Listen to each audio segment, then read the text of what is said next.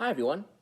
Welcome to episode 3 of my podcast I'm putting together, Dylan Rants. I am Dylan T. McKinnon, and this is my thoughts and just free form ideas on life, the universe, and everything in between. I keep forgetting this is on YouTube. Don't forget to like and subscribe. That's what they say in the YouTube videos, and please share these videos. I like to get my work out there, get my thoughts out there, because I think I have something to offer the world. Jumping right in, tonight's first question is from, first subject for me to rant on is from my friend Brianna, who's asking, and I'm not remembering the exact wording of the the question, but I'll just do my best to reconstruct it from the conversation we'd had the other night. The question is sort of a two-part question. One, why do humans have this interest, this sort of magpie or raven-like desire to have shiny rocks, to have crystals, gemstones, precious metals, all of the hard, inanimate, mineral phenomena we see in this world. Why do we have such an interest in it? Why is there that drive to have a shiny rock in your pocket? And the two-part question, the second part of it is, why do we see sort of a gradual departure from the mysticism of crystals, of metals, things like that in more modern societies? It seems the further you move forward in time, especially so in faith systems, especially in Western faith systems, why do we see that departure? Why do we no longer put the same kind of emphasis in, for lack of a better word, in rock magic, that sort of thing? So I'll try and cover these two, and maybe I'll have enough time to answer another question. But this is a mouthful, so just bear with me here. First off, and let me just also preface this. This is just purely my opinion from my almost 40 years being alive on this planet, and my my studies and experiences in primitive technologies, so making stone tools, using hunting weapons that involve throwing or hurling stones, all of that. So now that I've given a caveat, my personal opinion as to why humans have that magpie-like, why do we like shiny things? Why do we like rocks? I think it's not just that they are visually distinctive, visually interesting to humans. They're unusual phenomena. You don't see, there's not that many rocks in the natural world that are transparent, or that are shiny, or that are very dense. So there's a novelty to that. But it's found in pretty much every human culture, the entirety of human experience. There's people like beads, people like jewelry, people like show me a child that's spent a day on the beach and hasn't picked up a shiny rock. I think this is largely coming from an instinct for stones that make good tools. And I think that would explain the majority of that, that drive, that interest. So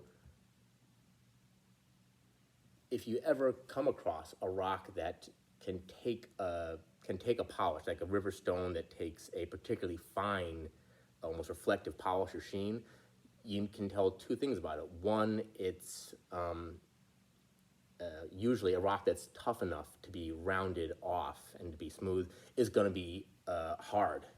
It's going to be a harder stone. If it takes a particularly fine polish, it probably also has a very tight grain structure, or even next to no grain structure. So if you think like quartzite pebbles, if you pick up, if you're in a region where you can find rounded quartzite stones, which is to be fair, most of most of the world, you have to. It has to be very specific local geologies for you not to be able to find quartzite rounds.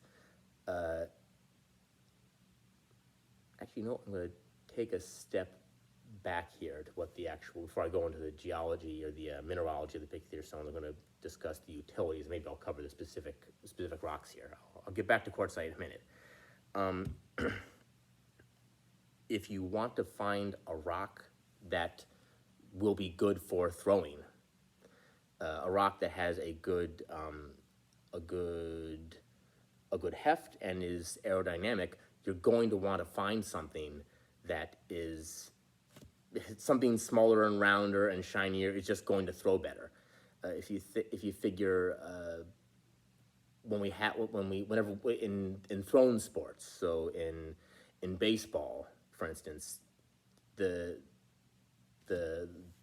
ball, the object, you're looking for a perfect sphere because it tends to throw really well. You can put good spin on it, and it's just the easiest shape to be able to quickly and accurately throw. Think like a cannonball.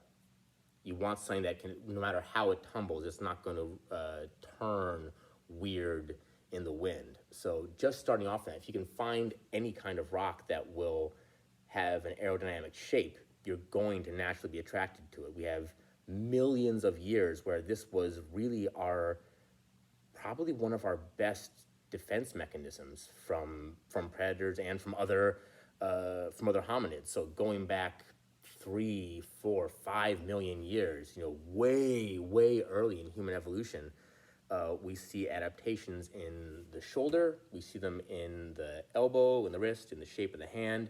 We see adaptations in the even human, I guess the entirety of our skeleton is adapted to be very good at throwing an object. Like I couldn't find a small stone, but I have just this is the closest thing I find. I have an apple. This is not a stone, but this is going to act like my round throwable stone proxy here. When you have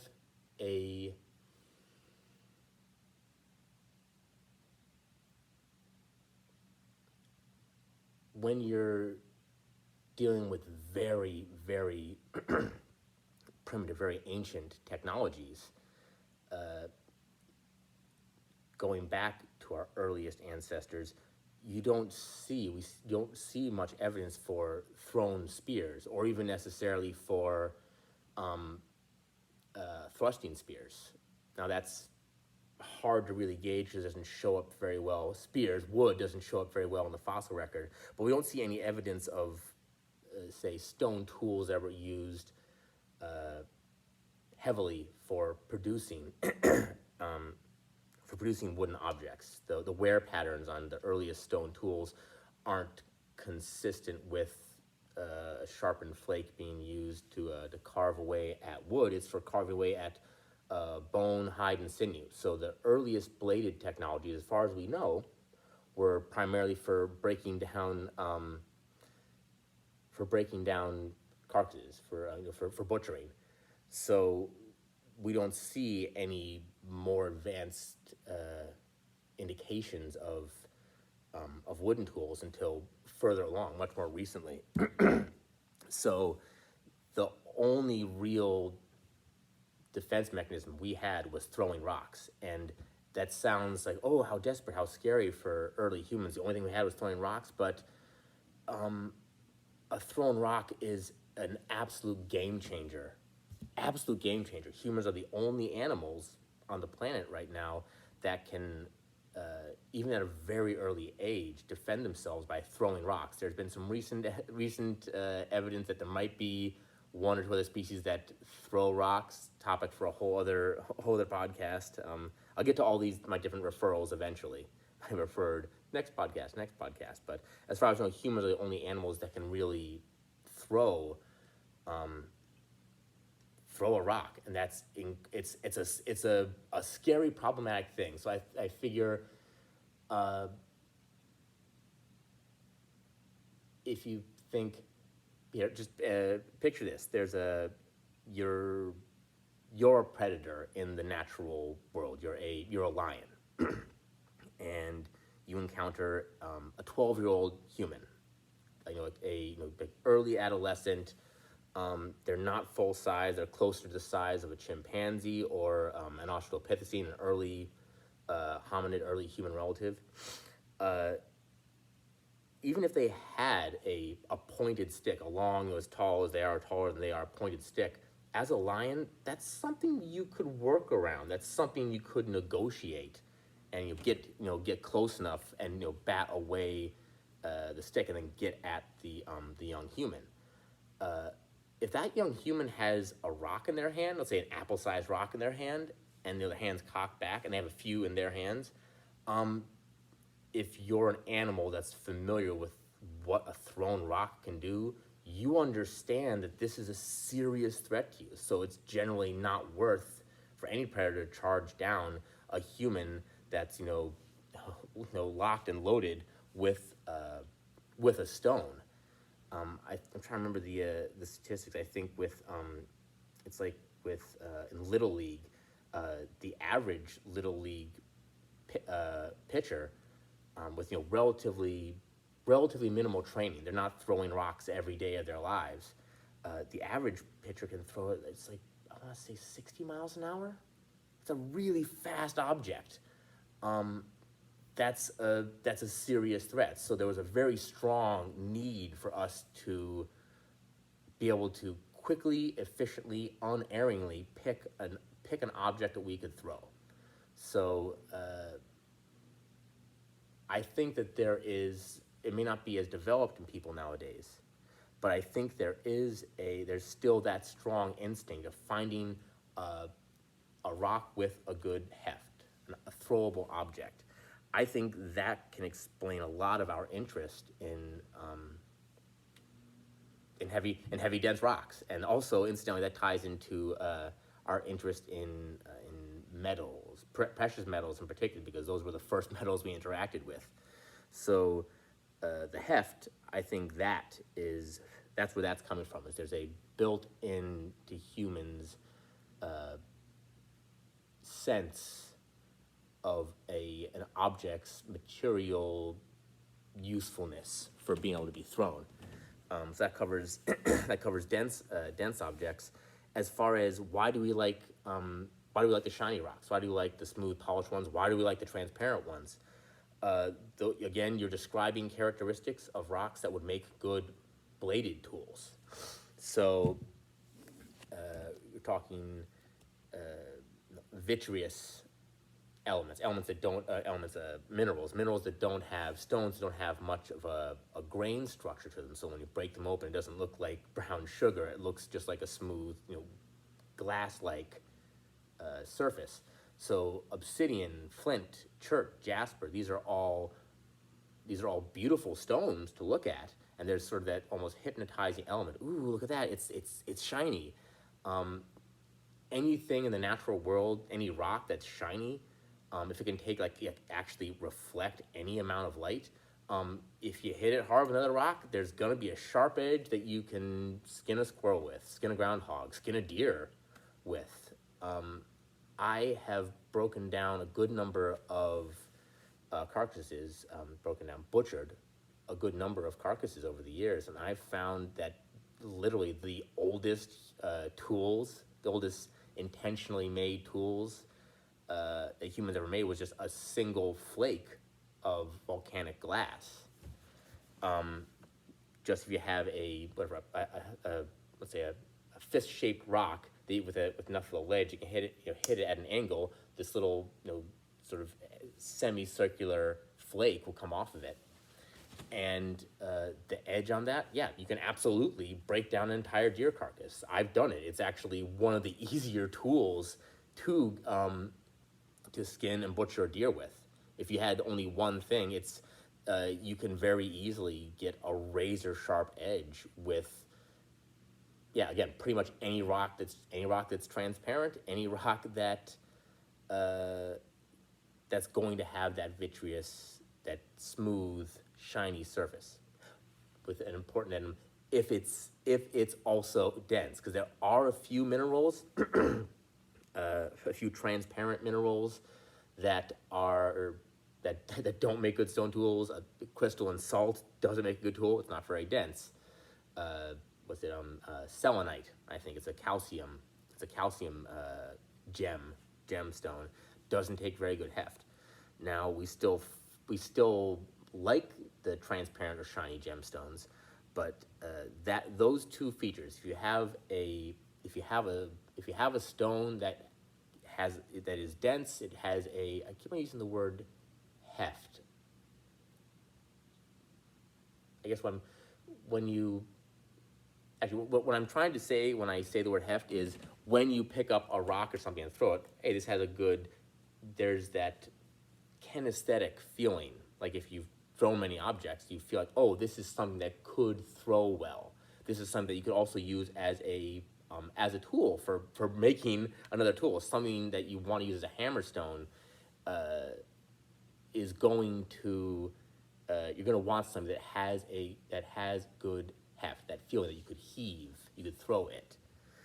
I guess that also brings into the other oldest tool was just a simple flake. It's basically a razor blade, pretty much a stone razor blade, and hammerstone. So again, actually, this is actually a good size, about this big, maybe a little bit bigger. For those were used for millions of years by ancestors of ours that had brains no bigger than a chimp. So going all the way back, most likely, in fact, most certainly, before we had language, we had a spoken, what we recognize as a modern language. Well, I'm sure our ancestors had they had vocalizations that meant specific things. They had gestures or postures that meant specific things. What we would call a modern complex language with syntax and all that. We didn't see that till later, but that was important back then. That it was essential for our ancestors to have that just built-in understanding. This is something you can make a tool with. This is something you can throw to defend yourself quite well with. And I think there's probably the level of fascination for it was probably there needed to be a drive for an animal, a human animal that didn't have as much forethought as we do, didn't have as much nuanced planning and implementation of of plans or whatever. It was important that we care about these rocks enough so that you probably want to carry them with you. It's not just, oh, I'm not going to throw this rock right now and I'll get rid of it. It was probably necessary that this is so fascinating, I want to bring it home with me. So that was probably that is, in my opinion, probably a huge part, probably the majority of where's the fundamental fascination with shiny and heavy rocks. Where did that come from? So that's a starting off point for why rocks, why gemstones. As to the second part of the question, why is there more of a separation in more? I'm trying not to step on anyone's toes here spiritually, religiously.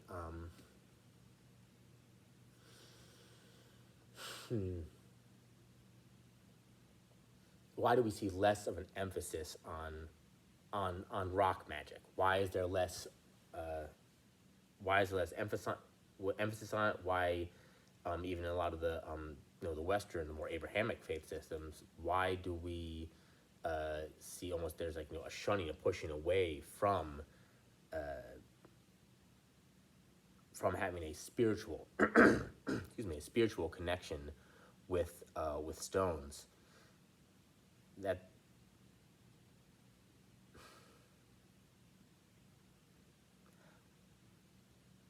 I feel it's sort of the end result of thousands and thousands of years, many thousands of years, the last 10,000 years, I would argue, of societies slowly, very gradually, wouldn't even notice it necessarily from generation to generation, especially back if you go more than a few hundred years ago.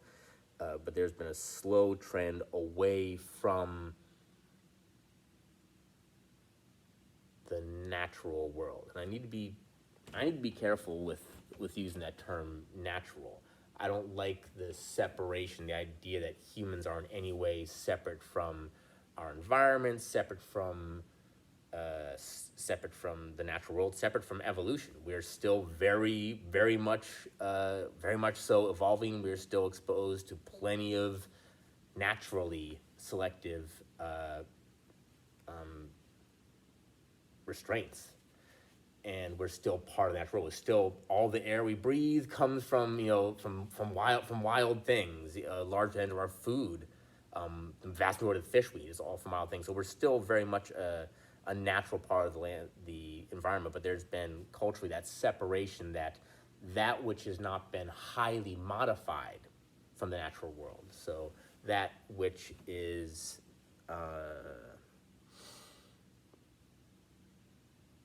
we're much less concerned about a stone we can make a tool with, and more concerned with a refined metal that we can make a tool with. So the emphasis on let's call it raw ingredients. The emphasis on raw ingredients has moved further and further away, and so why?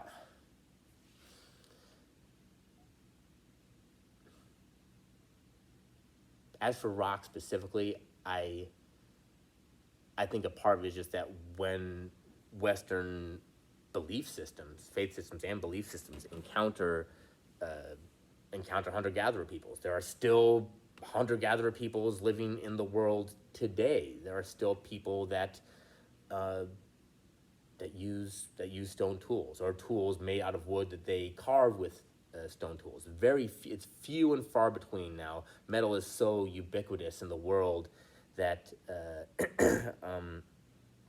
it'd be silly not to use a piece of steel re-rod and make a machete out of it, make some kind of tool out of it. So that might be another part to the might be another part of that phenomenon, is that we have metals now, so there's not as much of a need. There's not as much a day-to-day utilitarian need for stones you can directly make tools out of.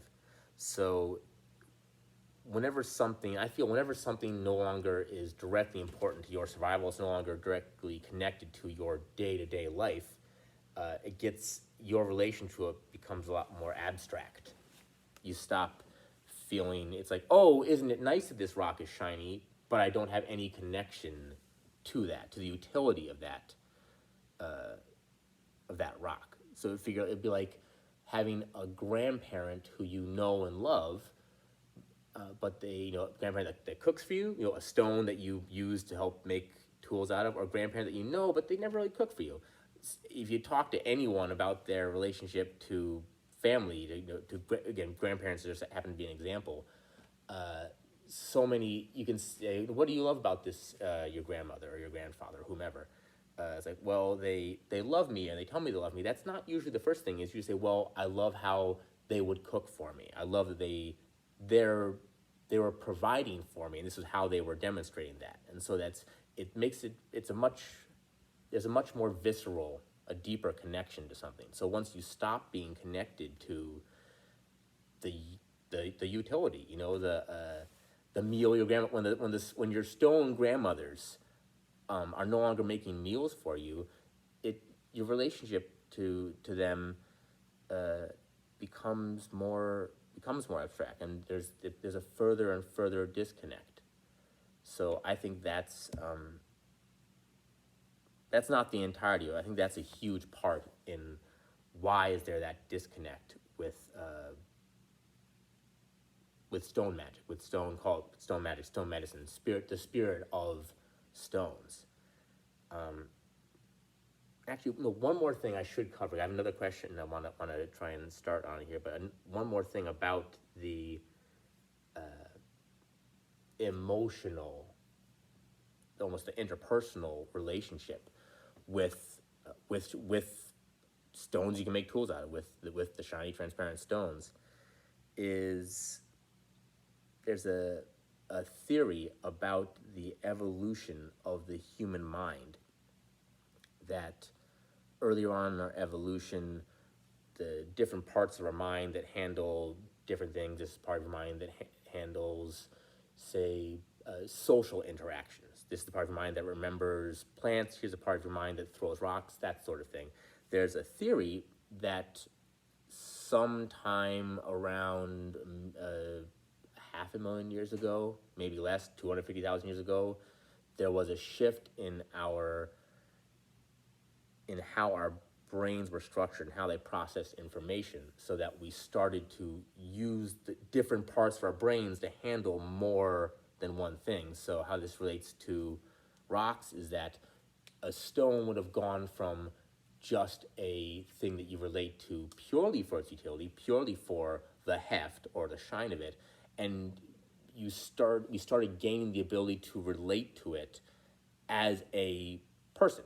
So you start to be able to think whenever you see any crafts person interacting with their craft or their art.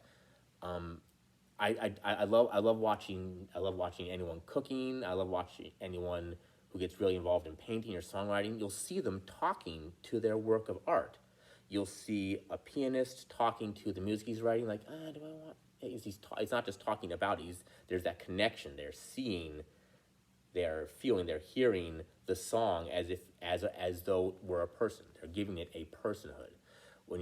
I love watching, like I said, I love watching people cooking when they're talking with, they're talking with a pork chop as they're searing it. My buddy Drew and I talk about this a lot, where we're cooking, how it's not love unless you're feeling love while you're doing it. And so we talk about cooing to the pork chops. Oh, look at you, you're so perfectly seared. There's that level of connection to it. And I see the same thing with stonework.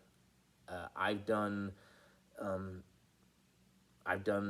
good deal of crude stonework, primitive stonework. I don't make arrowheads or anything we call in the primitive skills world. I don't make any lithic or Neolithic jewelry. That's just not my area of dominance. That's not where I've worked on. But I've spent a lot of time working on stone axes and on making just simple blades out of what I can find. And it's I do this, and everyone's saying you're talking. There's a conversation with this I'm putting finger quotes here, inanimate object, right? And that's because we're able to use that part of our mind it's the hardest thing we do, really, is try and predict people's motivations, trying to understand their emotions, trying to figure out the reason for their emotions. How do they relate to this person? How do they to that person? How are they feeling? How will they feel? All these different. It's very complicated. It's a very fourth dimensional way of looking at the world, and it's sort of thought that by relating to the inanimate world, the non-living world, as though we're living, as though this stone has a motivation. Inside this stone, there is a tool, and there's that relationship, that love, that connection for that tool. And so that's another part of where our perception of stones as being magical, or having power, having motivations, or being able to affect our motivations, being able to affect the way we feel. So, what was it? I don't want to go into specifics of the purported uses or effects, emotional, what have you, in the study of crystals, because again, there's no cultural universal. It's not universal. All cultures say. It's not all cultures that say amethyst can help you deal with poison somehow. That's not a universal, but there's still that understanding that just like a person can have hidden properties, hidden ideas, hidden motivations, and you can find out if only you were to ask. I think that's where that animistic perspective on stones, I think that's where that comes from. That's where evolutionarily, I feel that is the source for that. And I think that's an absolutely it's funny. This is to go into a rant for the rant for a second. It's something that's always bothered me is that I feel that whenever something about human beings is looked at from an evolutionary perspective or a biological perspective, that somehow it's like, oh, don't be a spoiler sport, you're ruining, you're taking the magic or the beauty out of it. I fundamentally, in the strongest possible terms, disagree with that. I think it is exactly as magical to just think about what the human being is. We're a bipedal pack hunting African great ape that loves that we love each other so much, that we have such immense heart, such an immense capacity to care for each other, to want to know how we feel, and to want to do such incredible mental work to make someone feel seen, feel loved, to care for them, to understand exactly what it is that I can do to make them feel better.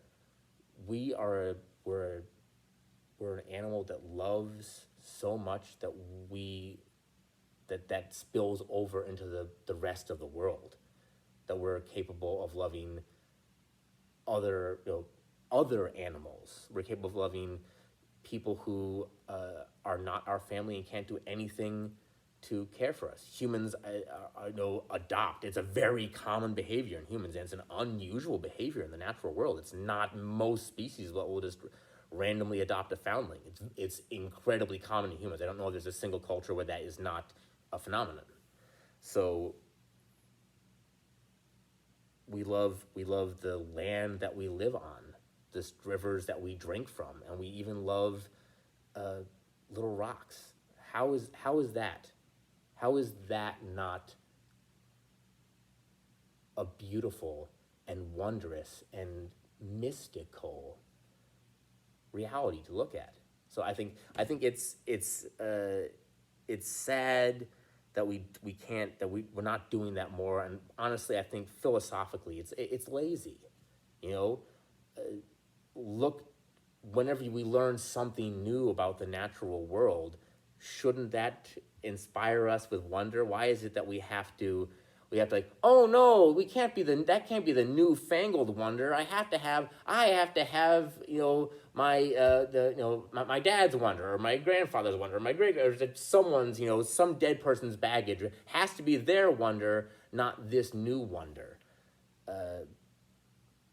I think that's we really were we are remiss as a society that we treat scientific discovery or advancement, that there's always saying, oh, there's less heart. It's not that there's less heart in learning something new. It's less heart in people who have less heart. It's when the subject is framed in a heartless manner, in a manner that doesn't see the beauty and wonder in creation, in existence, in the universe, right?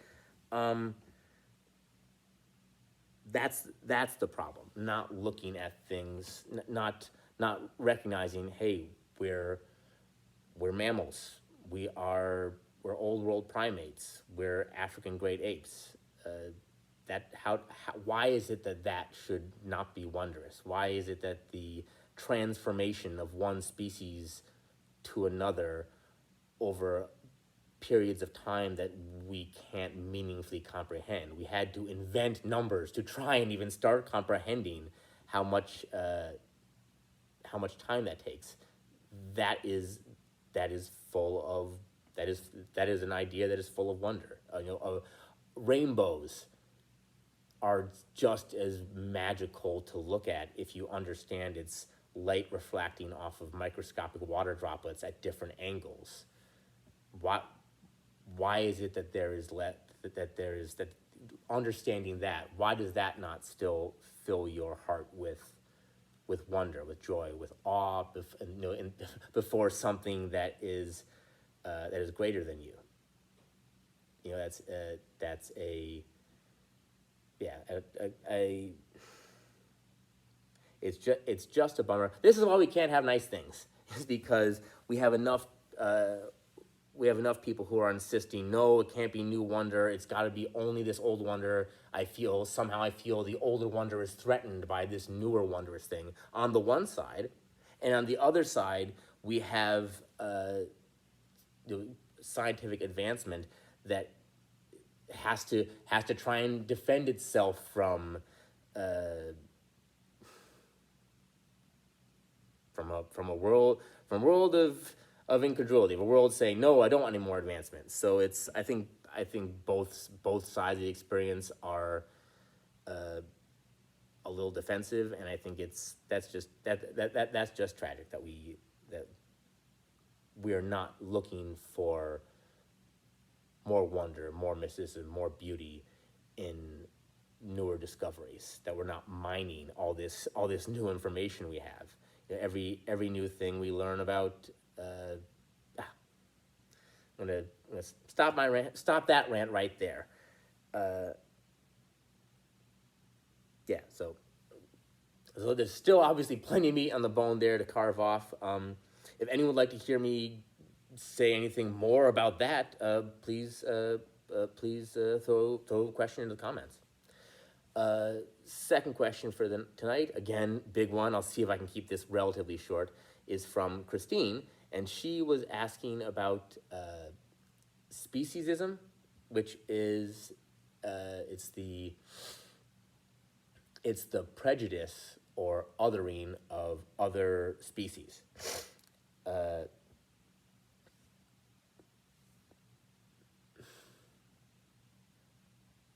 maybe with a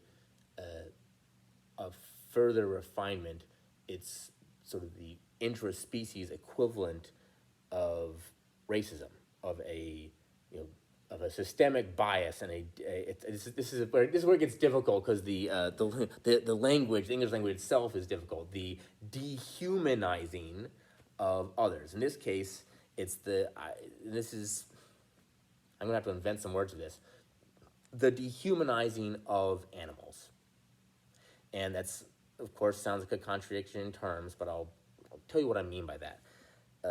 When we see a human, when we see a human being that we have the greatest belief in their highest potential, racism is, among other things, the belief or the perspective that, oh, these other humans, because they are other, there is less potential to them. There is less good or less morality, or they are lesser somehow. They're less of what makes a person, or less what it makes a person worth respecting or giving, or you're not getting what makes a person worth effort to empathize with, to understand, to support, because they look different, because their ancestors come from a region where they have different physical adaptations to their environment than yours. That will be racism. The speciesism would be not seeing the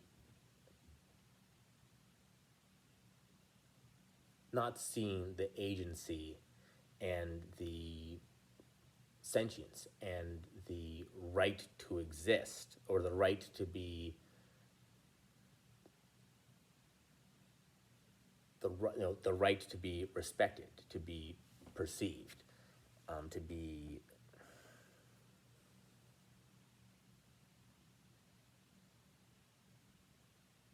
the idea of them having a right or not having any rights.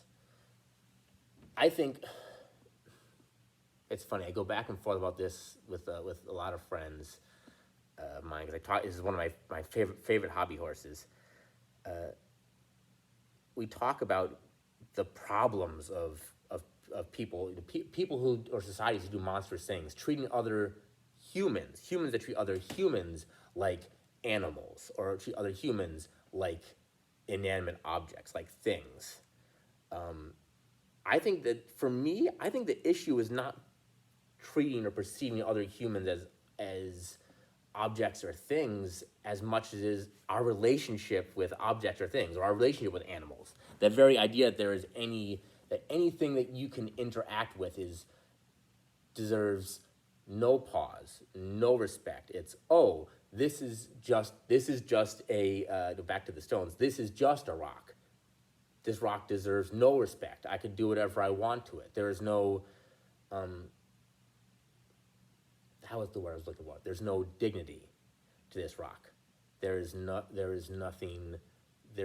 that understanding that even if this rock does nothing for me, even if it's just a rock sitting on a hilltop here, there is a dignity to it, and there is a right that it has to be there. Now, you may also have a right to use the rock to make a tool. That's neither here nor there. But the understanding, the empathizing with something that, as far as we know, can't empathize with us, that will be the rock side. Same thing with animals. The idea that, so it's treating people like, oh, he treated this person like an animal. No animal should be treated treated that way. Nothing should be just completely dismissed and not given empathy. And it's an easy thing to say if we're assuming empathy doesn't take any effort, but empathy takes effort. We have to burn calories, thinking. Our brain, the little sparks in our synapses, have to put work in to empathize. So to empathize with animals, to empathize, one second. Wet my whistle there, my throat is getting dry. When we no longer recognize in non-human animals that, oh, they don't deserve any respect. There's no reverence in our interaction with them. And I'm not here to say that we have to have an elaborate, culturally specific. This is exactly how I relate to this animal. This is the appropriate rights you should give to an animal that you've killed while hunting, or this is how you should talk to livestock that you're raising to eat. Is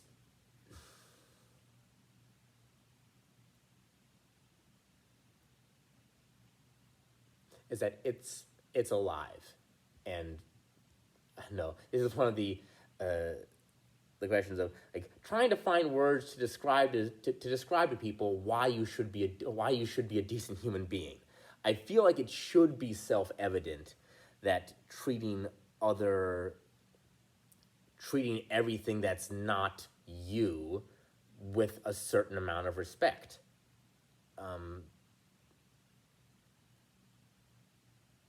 It seems self-evident, but very apparently it's not, because that's not the world we live in.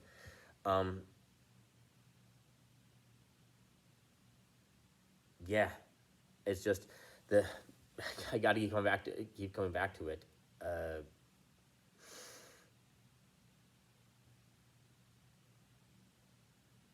When,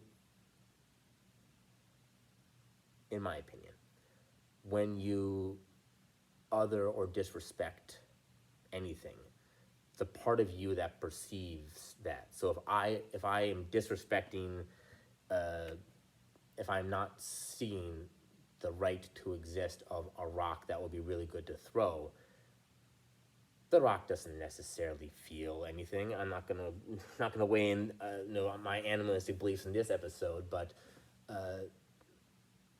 why should it matter if the rock doesn't feel anything? Doesn't it feel a little off to externalize and think of something as not worth caring about? It's like, if we, where does that end? Where do you start saying, okay, here's one thing in all my interactions that doesn't deserve any respect or any empathy, and I can even throw negative feelings towards it. I can see that as something other than me, and therefore something dirty, something that is that there's something wrong about that. There's something that if I'm angry, I can just like, gosh, I'm so angry. There's a gorgeous pile of rocks that were dropped here by the glaciers. I think I'll just push these over because I'm angry. Where does that end? Then you're going from the inanimate world to the animate world. These there's an animal that that I'm going to kill it anyway. So why should I put an effort uh, to see it as having a life, as wanting to live just as much as I do? I really think it's fine. It wasn't intending to tie these two things together, but I guess it kind of is. Once you start separating yourself from one thing, then it means that it's okay to separate yourself from something. It means that as soon as you say, well, I don't have to put any empathy into this one thing, where does that end? It'd be like, I'm trying to give a metaphor here. Let's just use the easy obvious one. Hating hating anything. If it's okay to to hate this group of people, it's okay to hate that group of people or something else. If that's an acceptable way to interact with anything. If hatred is an acceptable way for you to interact with any person, that's a problem. If if disrespect, or if not seeing any agency, not seeing any dignity or any rights in one thing, in rocks, or in the soil beneath our feet, or in trees, or in anything, if you start separating yourself, if that's fair, like, okay, I don't have to think about this at all. If it's okay to do that with one thing, it's a slippery slope to interacting with everything that way. So I don't know if that was I hope that's sort of starting to answer the question about speciesism. Gosh, there's so much there to talk about. One one much so without having to parse out the entire evolutionary chain. Well, Dylan, where should you put in the most empathy to? Do you give empathy to blue-green algae? Do you give empathy to flatworms? Evolutionarily, where does empathy start? Where does empathy end? Questions about speciesism more often focus around intelligent species. So species that pass the paint spot test. There's a test in cognitive research, animal behavioral research, where there's a working theory that if an animal has an object painted on their head where they couldn't see it, and they're presented with a mirror, does the animal stop, look at its reflection in the mirror, and try and scratch or interact with the paint spot? Is it wonder what it is? So the theory is that the animal is aware that it's looking at a reflection of itself, and it can use that reflective surface as a tool to try and groom itself, to try and get the spot of paint off, or to interact with it. Anyways, the theory is they have a sense of self. And so a lot of the questions about agency in animals, where should we start in as a society approaching where do we start with empathy? Well, let's start with the ones that it's going to be easiest to convince the most people of the personhood of great apes, of toothed whales, particularly dolphins and dolphin relatives. Orcas are in fact a dolphin. They're most certainly one of the most intelligent animals on the planet. And elephants. Those are the mammals that get all the extra attention. Now, we should, I think, also include in that conversation, at very least, the more intelligent corvids, so ravens, Japanese crows, New Caledonian crows, and parrots. So these are just species that we've seen evidence of human-like self-awareness.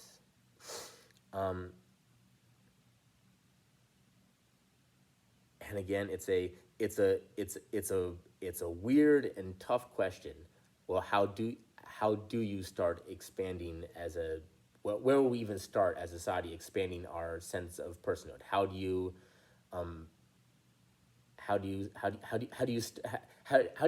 you even begin? I don't have any immediate quick answers, but to give my rant on, if I haven't ranted already, my rant on that question specifically, why aren't we giving, why isn't there legal personhood for great apes, say? It's, if anyone is going to, if any reason person is going to say, hey, what's the closest to humans? We'll say, okay, chimps and gorillas, chimps, bonobos, and gorillas. They're the closest to us. Why don't we have? Why aren't they given the same rights as the mentally handicapped? Not that chimps and gorillas are not mentally handicapped humans. They're fully intelligent. Many of them are highly intelligent for their species. There's no pathology. So that's one, maybe another one of the problems in how we interact with them. But anyways, lost my train of thought there. I'm gonna have to wrap this up pretty soon. Why don't we give them agency? One of my personal opinions on that is because the people who've done the most research on them, who do know the most, so again, research, that's a little problematic when we're talking about something that's effectively us. There's a backlog, there's a moral trauma, a moral backlog in the study of great apes, in that if you're a researcher who works with great apes, you're involved in imprisoned, you're involved in imprisoned peoples. If you're working with captive great apes, you've worked with animals that aren't allowed to do what they want to do. They're not given the level of freedom freedom that they'd want to have. They're not necessarily choosing to interact with you.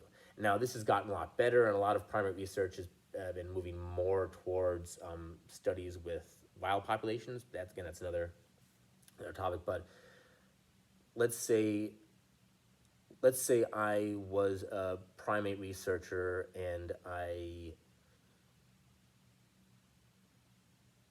let's say I'm a primate researcher. I'm 50 years old. I work with primates.